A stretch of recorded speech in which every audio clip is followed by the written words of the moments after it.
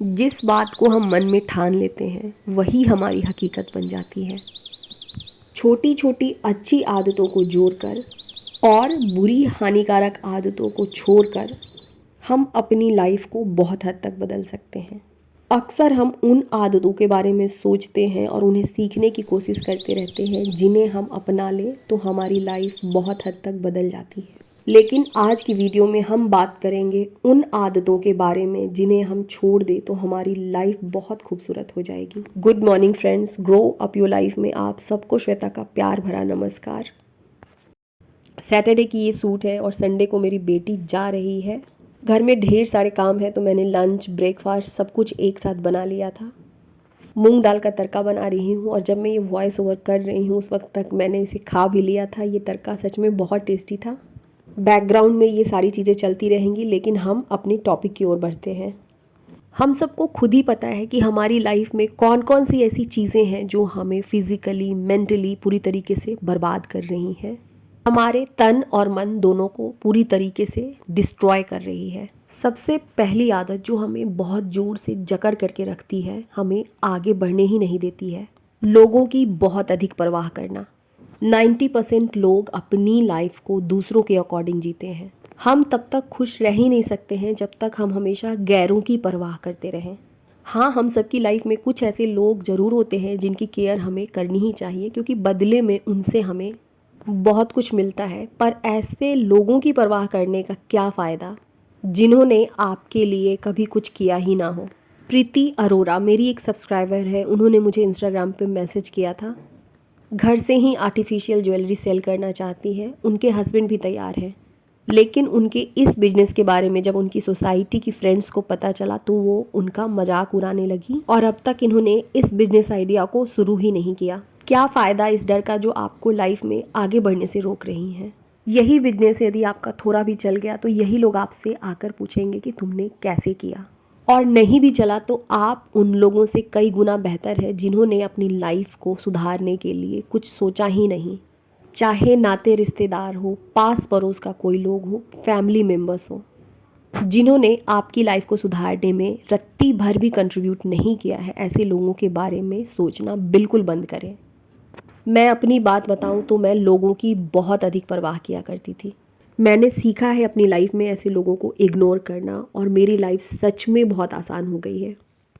एक दिन में कुछ भी बदल पाना संभव नहीं है, लेकिन धीरे धीरे जब हम अपने आप को ये अफर्मेशन देते हैं, खुद को बार बार बताते हैं कि मुझे ऐसे लोगों की परवाह करनी ही नहीं है जिनकी वजह से हमेशा मुझे परेशानी होती है, जब बार बार हम अपने आप में इन बातों को दोहराते रहते हैं तब हमारा सबकॉन्शियस माइंड ट्रेंड होता है, मेंटली बहुत स्ट्रांग हो जाते हैं और खुद के लिए स्टैंड लेना सीख लेते हैं। फालतू की बकवास की तरफ हमारा ध्यान जाता ही नहीं।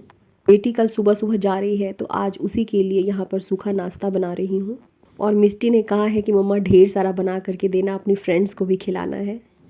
शाम 5 बजे से ही इन चीज़ों को बनाने में लग गई थी। हमने बचपन से ही अपनी माँ को देखा है, सुना है और समझा है कि उन्होंने सबसे पहले घर में बाकी लोगों की खुशी का ख्याल किया और अपना नंबर सबसे नीचे रखा। मैंने भी अपनी मम्मी को बस इसी तरीके से देखा, उनसे सीखा और अपने साथ भी यही किया। अपने आप को अपनी प्रायोरिटी लिस्ट में सबसे नीचे रखा। तारीफ़ के काबिल नहीं होती हैं ये चीज़ें क्योंकि ये चीज़ें हमें अंदर ही अंदर मार रही होती हैं। जीवन हमारा तो जिम्मेदारी भी हमारी, हमें संभलना होगा। अपनी खुशियों के बारे में आज से ही सोचना होगा। अपने बारे में सोचना सेल्फिशनेस नहीं है बल्कि ये एक स्ट्रेंथ है। जब हम खुद के बारे में सोचते हैं, अपने लिए समय निकालते हैं, खुद के साथ वक्त बिताते हैं, हम अंदर से मजबूत होते हैं। हमारी ये मजबूती हमारे बच्चों में जाती है क्योंकि आज जो हम हैं ना, कल हमारे बच्चे भी वही बनेंगे। कहीं से भी और कभी भी गलत नहीं होता है खुद के बारे में सोचना। कहने की तो बिल्कुल बात ही नहीं है। हम सब ने फील किया है कि जिस दिन हम बहुत अधिक मेंटली या फिजिकली डिस्टर्ब रहते हैं, जिस दिन हमारे ऊपर बहुत अधिक काम का प्रेशर रहता है, ना तो हम अपने बच्चों से अच्छी तरीके से बात कर पाते हैं, ना ही खुद के बारे में पॉजिटिव सोच पाते हैं। या कुछ भी कहे, चाहे ज्वाइंट फैमिली हो, न्यूक्लियर फैमिली हो, खुद के लिए थोड़ा समय निकालना बहुत ज़रूरी है। खुद के लिए समय निकालने का मतलब है अपनी हेल्थ पर ध्यान देना, अपनी ग्रूमिंग पर ध्यान देना। Next, jealousy. जिसे हिंदी में जलन या ईर्ष्या कहा जाता है। ये जो जलन की भावना जिस किसी भी इंसान में होती है वो दूसरों से पहले खुद को जला डालता है। साइंटिफिकली अप्रूव्ड है, डॉक्टर्स ने बताया है, कई बार रिसर्च हुए हैं कि जिस किसी इंसान के अंदर ये जलन की भावना होती है उसके शरीर पर और मन पर बहुत बुरा असर पड़ता है।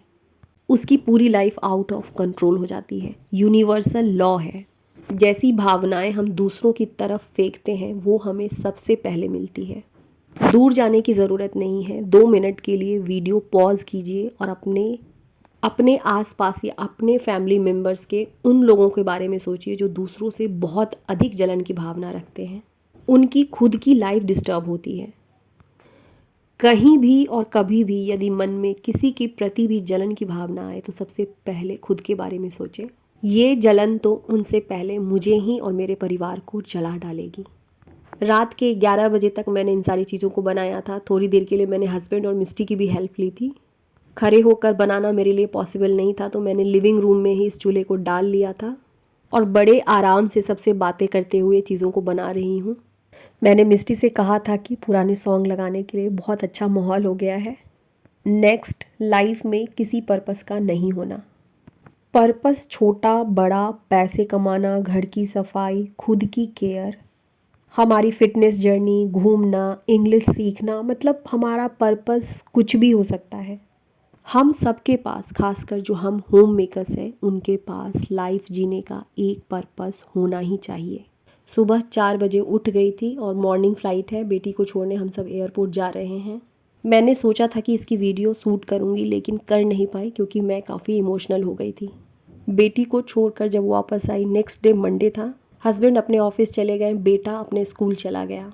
कुछ देर के लिए मुझे पूरा घर काटने को दौड़ रहा था। मैंने खुद को संभालना सीख लिया है। जैसे ही मुझे ये फ़ील हुआ कि मैं बहुत अधिक डिस्टर्ब हो रही हूँ, वीडियो की एडिटिंग करने लगी, वॉइस ओवर करने लगी। हम सब की लाइफ में ऐसा फेज आने वाला है जिस वक्त हमें बहुत अकेलापन और खालीपन का सामना करना होगा। मेरे पास मेरे जीने का पर्पस अवेलेबल है। मैं ह्यूमन साइकोलॉजी की पढ़ाई भी कर रही हूँ, यूट्यूब पर भी अपनी वीडियोस डालती हूँ। खुद को इस अकेलेपन से बचाने के लिए मैं लग गई अपने कामों में। मेरे पास एक पर्पस था जिसने मुझे बचाया, वरना सच में अकेला इंसान डिप्रेशन और एंजाइटी का शिकार होता है। ऐसे भी बच्चे साथ रहें तो भी हमारे जीने का एक पर्पस, एक मकसद ज़रूर होना चाहिए। और जिन लोगों के पास छोटा ही सही मगर जीवन जीने का एक पर्पस होता है, उनकी लाइफ सच में बहुत अच्छी होती है। मेरी लाइफ के कुछ ऐसे पर्सनल एक्सपीरियंस जिसके बारे में मुझे लगता है कि मुझे इन चीज़ों से दूर रहना है, आज की अपनी इस वीडियो में मैंने आपसे शेयर की। वीडियो में कुछ भी अच्छा लगा हो तो मेरी वीडियो को हाइप करना बिल्कुल नहीं भूलिएगा। बेटी को छोड़कर अकेले घर वापस लौट रही हूँ।